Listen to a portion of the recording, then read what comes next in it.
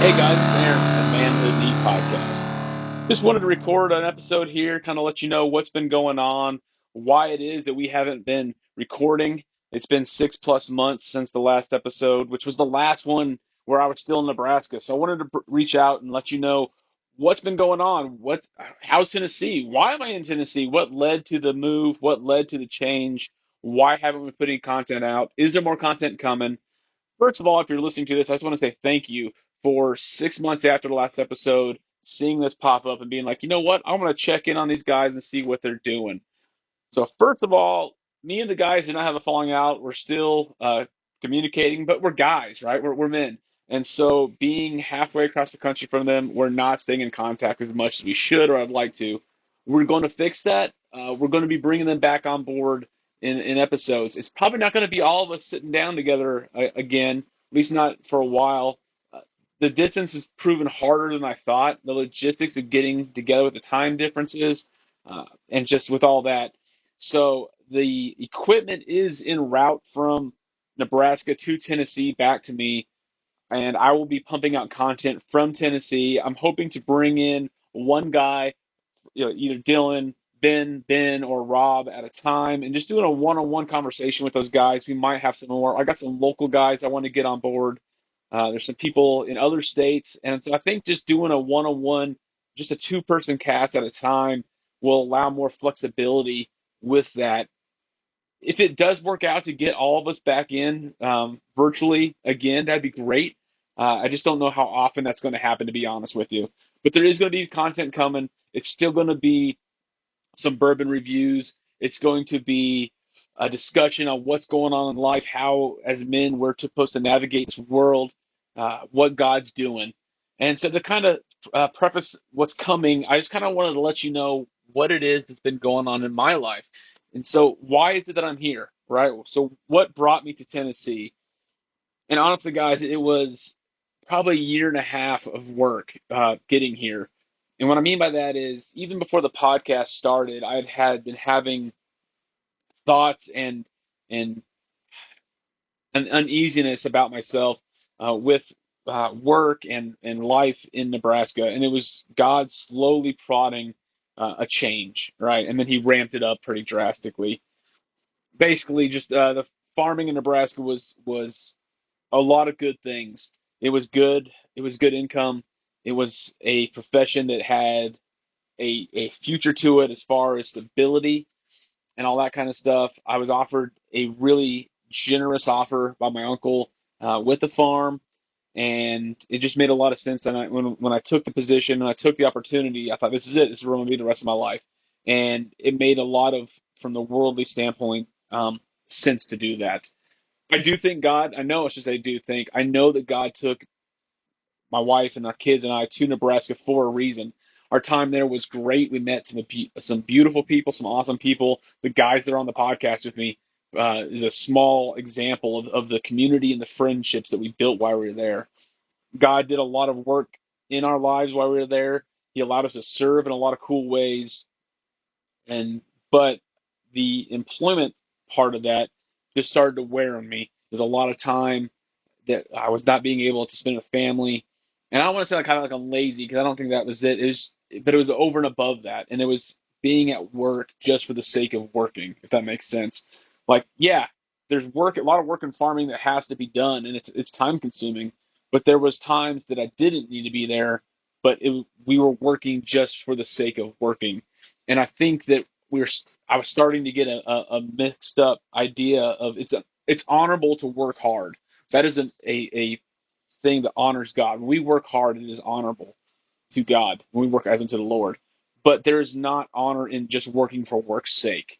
We need to work hard when we need to work, but we need to ministry hard when we're called to ministry. We need to be with our families hard when we're with our families. And the balance wasn't there. So that's what kind of led up to this move. And so I started putting out feelers and just lean on God, like, God, like, I'm dumb. I'm a simple person, so don't flood me with many opportunities. I know that you're calling for a change, so just open one door and one door only that we're supposed to walk through.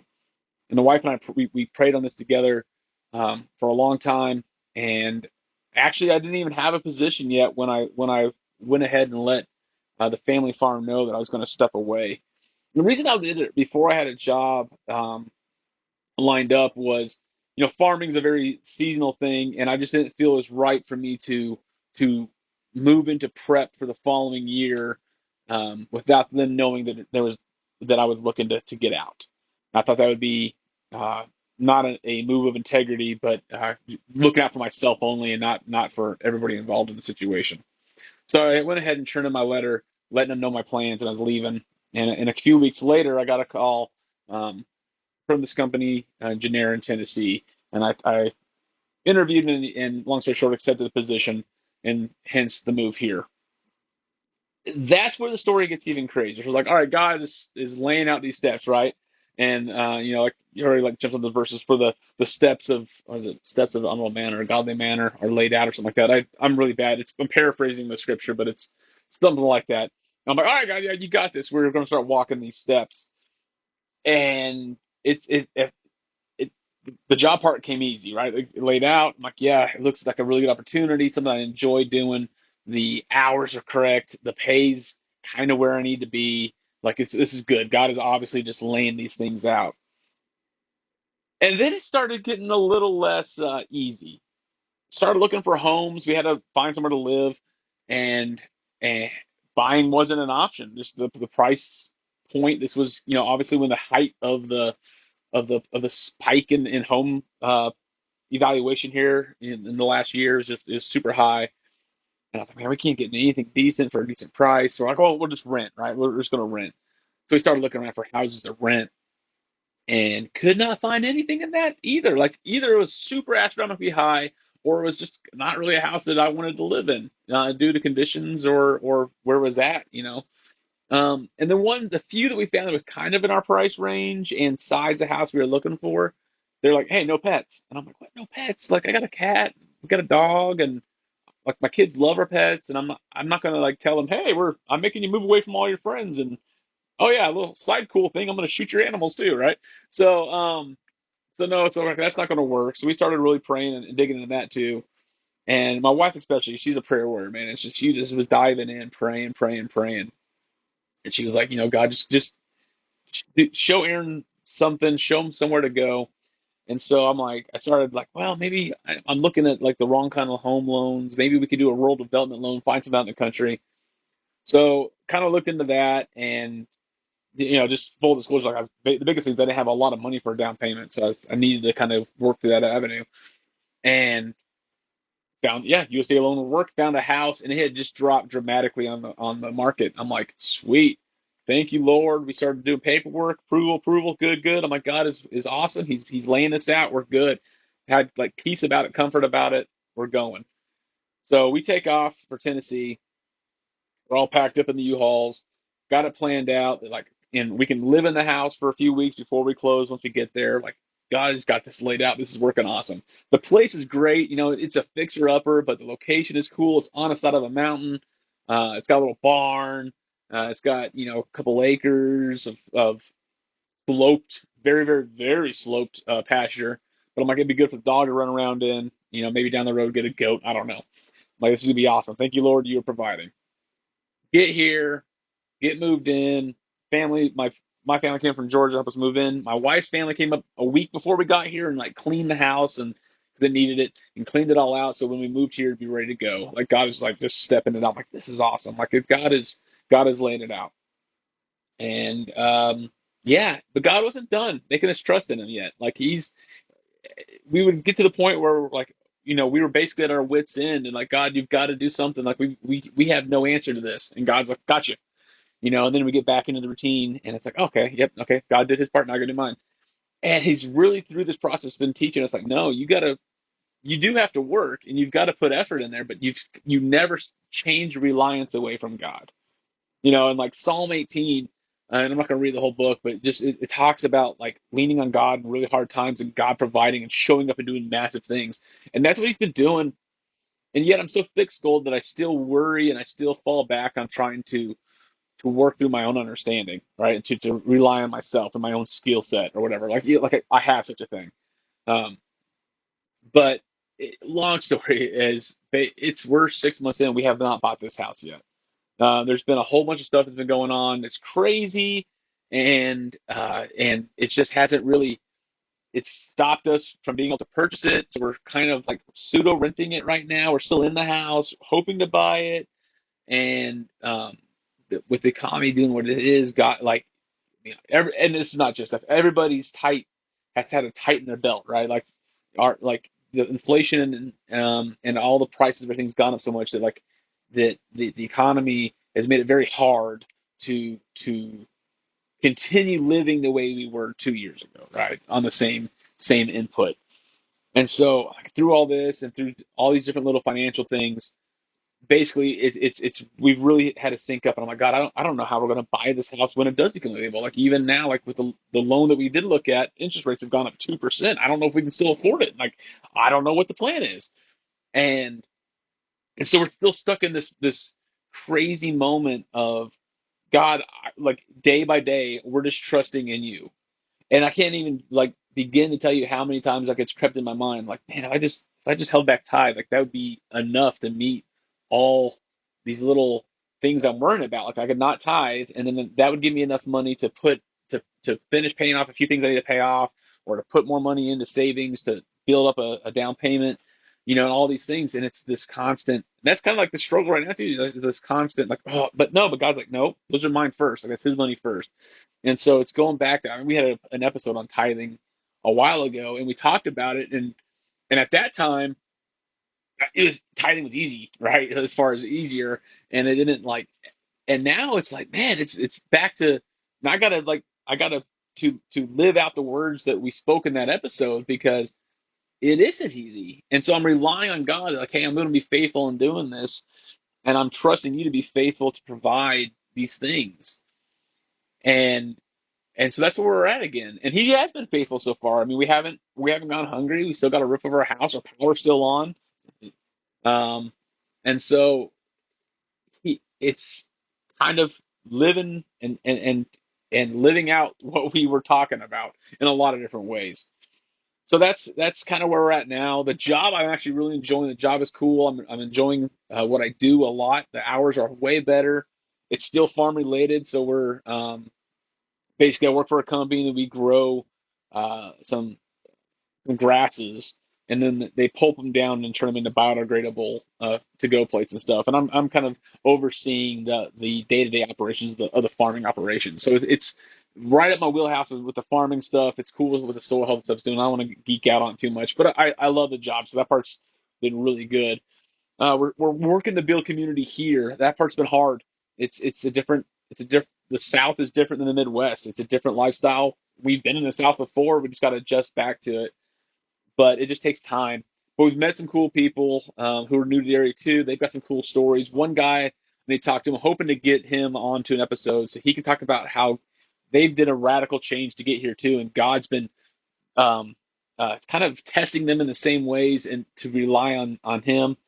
And so it's a cool story. I want to get Benson back on and kind of talk about what's been going on with him and how he's been working on completely new things and how God's been providing. I think I'll kind of run through a series of a few people kind of sharing their story of stepping out in faith and seeing God leading them. But just because you walk through that door that God's leading you in doesn't mean that all the other steps are super clear and super easy. And so that's kind of where the next few episodes I think we're going to go on. And we'll bring Suburbans in, do some reviews and that kind of stuff too. I'm sorry, guys, I don't have one tonight to review with you. Just don't have anything here, and I live out in the middle of the sticks for real now. I mean, I guess I always kind of have, but really out in the sticks. No cell phone signal here, nothing like that, and so I didn't drive by anything and pick anything up for the episode tonight. So anyways, but this podcast, though we do like the bourbons, we do like to review them. It's primarily to talk about God and give Him glory. And so, hey, we're doing the main thing, right? Keep the main things the main thing. So, but yeah, so other things here too is like I think God is really he's been pruning a lot in my life, especially. I think He's doing it in our family as a whole. He's definitely brought us all together. I mean, I've spent more time with my kids in the last 6 months being here, just because I have more freedom of my job to do that. Um, so we spend a lot more time with them, just going out hiking. I mean, like last Saturday, the kids and I, we for like 3 hours, we just hiked up a creek and back down it. It was just great time together, out, enjoying the outdoors, enjoying the Appalachians, enjoying each other, just spending time. And that's stuff I didn't do much of before, just because of the time restraints. That's been good. Obviously, it's the Appalachians. Been riding the motorcycles, right? So had some good motorcycle riding going on, and that's been good. Met a few people through that, a little bit just here and there, but it's been cool because I've been just riding, having the CMA vest on, and stopped, and just that vest has sparked up cool conversation with other people who are Christian riders and non-Christian riders. So it's been good. Church life has been hard. We haven't joined a church yet. We've been going to one consistently for 5 months now while we've been here. Have not made the plunge to join it. But it's been good. The preaching's really good. Trying to build community there. It's hard not being involved to the point where, like, I miss teaching Sunday school classes, and being involved in different ministries. And so I need to get plugged in with that again. I really do miss that. So, but yeah, like I said, pruning, man. Like, God's been pruning a lot. I mean, we've just, through the economics of moving here and through other things, we just had to really kind of change some things in our lifestyle, tighten up, cut things out, like, pruning's good because pruning encourages new growth, but just, that doesn't mean that pruning's not painless, right? Like, it hurts, like, it's hard, and it's hard to um, not do things that you would normally do or would want to do, to have to shift and really, um, I guess before I had to be more strategic in with my time and how I would use it, and now I have to do that financially. If that makes sense. And so it's to be even more prudent in my spending, and to make sure that I always said, hold every second captive, and see how you could use it for the Lord, right? And because time is precious, and it still is. That's true. But now it's like every cent too, right? Like, hold every cent captive for a second, every dollar is captive for a second, and see, am I spending this in a way that would glorify God? And so God's pruning that part of my life. He's pruning other things. He's pruning pride out of my life a little bit, because the realization I'm not all that, right? I don't know as much as I think I know, and so I'm having to learn a lot of new things in my new job. Learn new things in communicating with people, and being around people and interacting with people. So pruning, like, this is a season of reliance on God, and that has turned into a season of pruning. And I wish I could say it's a happy time, and it is happy. It's joyous. That's a better word. It's a joyous time. It's a very joyous time. Like, and there's so many cool things are coming out of it, but it's also hard, man. It's hard, and it's okay to admit that things are hard. It's hard being away from and not seeing the guys that are on the podcast with, because, I mean, yeah, we did the podcast, but we were also just brothers, right? And so I miss being around them, being able to just 2, 3 times a week running into them, and lean on each other. That's been hard, you know. Um, and it's different, like, and I don't even know this episode's coming out yet. But, for them, they're still around each other. They see each other, like, in church, and their lives there. And so one part of it left. Whereas when you move out, you left your whole life behind. Like, it's starting over. It really is. Technology's helped with a lot of that, or I shouldn't say helped. It's alleviated some of that, but it's not the same, right? It's not the same. And so that there's that. It's hard. There's the pruning of God refining us, but He's doing big things, and I see that not only in my life, but also in just, I mean, the world around us. I'm seeing cool things happen, and He is tightening the church up, pruning the church. He is, I think, having Christians realize what's really important, and get in preparing us for something big. And I don't know what that big thing is, but it's in the air. We are entering a time of just drastic spiritual war. I don't want to say enter. Maybe it's just be seeing it more. Like, I see more spiritual warfare on a day-to-day basis than I ever have. Um, and it should bring me into more and more prayer, but I fail at that. I just don't pray as much as I should. Um, and when things get rough, instead of turning and diving into prayer in the Bible, my mind gets to racing on, how do I fix it? And then it always comes back to, and this is where God's got me. He's like, you can't fix this, Aaron. Like, I have to. Like, I'm leading this. I will lead the way. You just follow. And so Yeah, that's what God's been doing. That's what God's been doing. So what is the plan moving forward with this? Like where are we going to go? I don't know. To be honest, I don't know the full truth. Or the full truth. I know the full truth. That's Jesus and God. I don't know the full plan. Um, is where this is all going to go. One thing I do, like I said, the equipment, the original, if it sounds bad, I'm recording this on my phone with my earbuds. But the plan moving forward is I'm gonna get the sound gear here. I'm gonna try to get some episodes out bi-weekly, probably to start with. And this will probably be starting in August. But we'll with somebody else. It won't just be me talking. I don't want to put out podcasts with just me talking. It's gonna be really boring and yeah, it's gonna be terrible. So I'd like to get somebody else, at least one other guy each episode. Sometimes maybe two. If we can get all of us, great. Either somebody from the original group, which more often than not probably be somebody from the original group, but also other people. Like I said, I got a local guy. I want to have him come in and share his story, what God's been doing in his life. I got a guy in, he's actually one of our listeners. We've mentioned him a few times, but he's down in Georgia and he's had some drastic changes. I want to get him on board to kind of tell his story, how God moved him through it and what he's been learning from it. And actually, if you guys remember, I did an episode way back with Matt Caparelli, and but he responded to our last episode we did, which was the once saved, always saved, or if saved, always saved episode. And he's got some responses to that. And so I do want to do an episode with him, bringing him back on board where we can kind of dive back into that. So Dolan, who sent that question, we are going to do a second parter on that. I don't know what's going to happen. But by end of the year. Oh, that's my guarantee. End of the year. Other than that, I got no guarantees. So that kind of wraps up. Manhood Neat Podcast is not gone.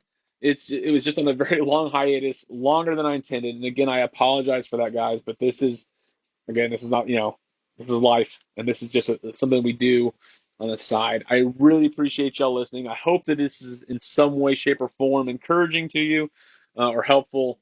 Um, but God, he's got it, and he's got a plan.